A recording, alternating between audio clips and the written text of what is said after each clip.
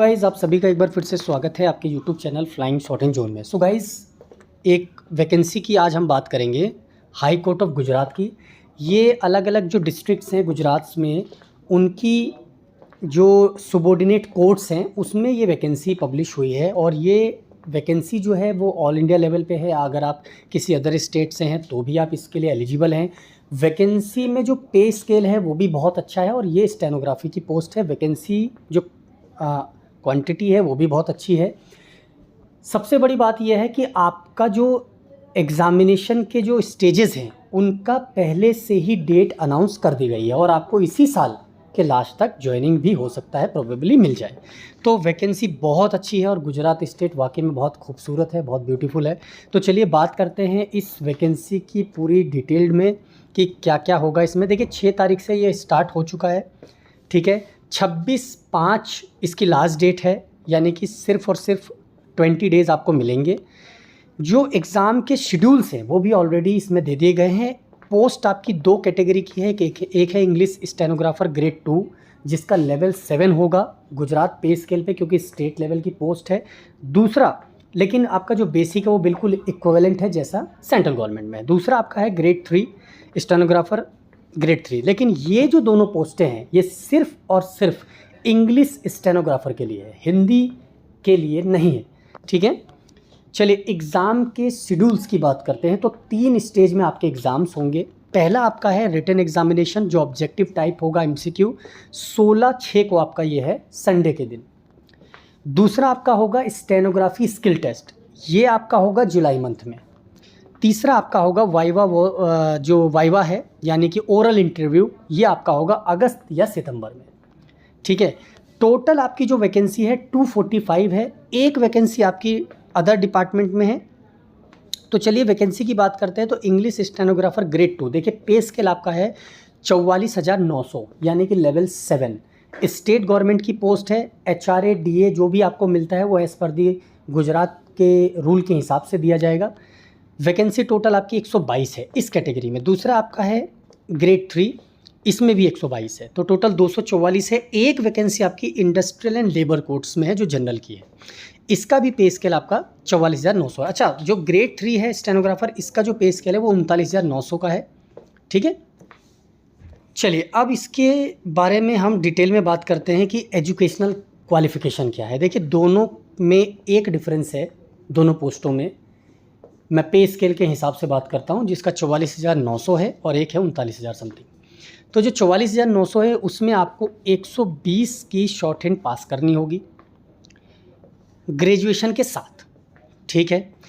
दूसरा आपका जो है ग्रेड 3 वाला, इसमें आपको 100 वर्ड्स पर मिनट की शॉर्ट हैंड पास करनी होगी। इसके अलावा कुछ नहीं है। हाँ, इसमें एक चीज़ का क्लॉज इन्होंने रखा ज़रूर है कि आपके पास सफिशिएंट नॉलेज होनी चाहिए इंग्लिश, हिंदी और गुजराती की। लेकिन आप अप्लाई ज़रूर कर सकते हैं अगर आप अदर स्टेट से हैं तो। चलिए एज की बात कर लेते हैं। तो 40 इयर्स, 21 से 40 इयर्स तक अगर आप हैं इसके बीच में तो आप एलिजिबल हैं।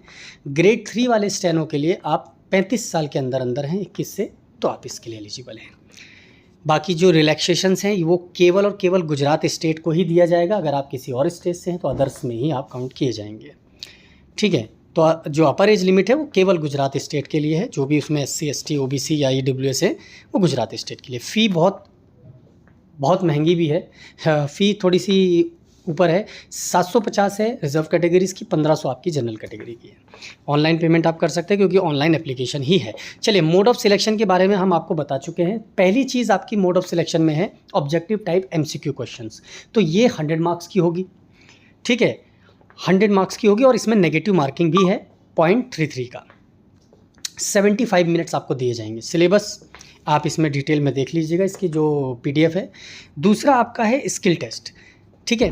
देखिए स्किल टेस्ट में एक बहुत खूबसूरत सी बात यह है कि 50% मार्क्स ही आपको चाहिए इसको क्वालिफाई करने के लिए, सिर्फ 50% मार्क्स, ठीक है। इन्होंने क्या स्टैंडर्ड अप्लाई किया है इसके लिए, वो इनके हिसाब से कि कितनी परसेंटेज ये एरर को माफ़ करते हैं और कितनी एरर पे कितने नंबर कटेंगे। लेकिन 50% अगर आपके मार्क्स आ जाते हैं तो आप अगली स्टेज के लिए एलिजिबल है। दूसरा आपका आता है ठीक है। ओरल का उसमें भी 50% है, तो इंटरव्यू में भी आपको 50% लाने हैं। चलिए अब हम इसके बाद लास्ट है आपका कि स्टेनो होगी कैसे। देखिए 70 मार्क्स की स्टेनो है, 50 मिनट आपको ट्रांसक्रिप्शन में दिए जाएंगे और 120 वर्ड मिनट जो है या 100 वर्ड्स पर मिनट, दोनों की स्टेनो की बात कर रहा हूँ, तो सिर्फ 4 मिनट की डिक्टेशन होगी।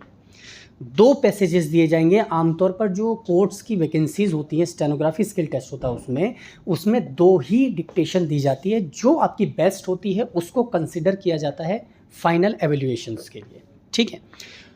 तो 2 डिक्टेशन इसमें भी दी जाएगी 4 मिनट की, और 50 मिनट दोनों में ही ट्रांसक्रिप्शन का टाइम है।